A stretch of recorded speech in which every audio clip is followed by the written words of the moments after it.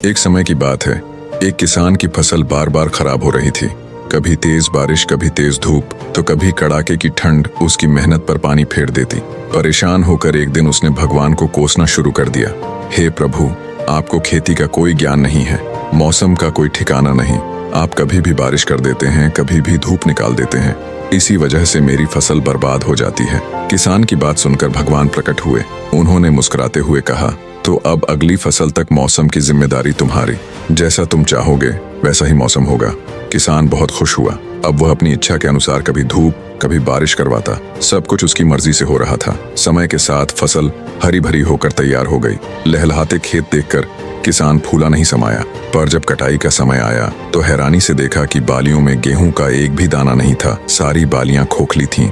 हताश किसान ने फिर भगवान को पुकारा। भगवान प्रकट हुए और बोले, तुम्हारी फसल ने कोई संघर्ष नहीं किया, न तेज धूप सहन की, न बारिश की मार, न ठंडी हवा की चुनौती।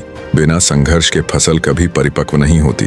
किसान को अपनी भूल का एहसास हुआ। कहानी की सीख यह है कि बाधाएं ही जीवन को मजबूत बनाती हैं। बिना कठिनाइयों के न तो आत्मा निखरती है, न प्रतिभा। संघर्ष ही हमें साहस, धैर्य और असली सफलता की ओर ले जाता है।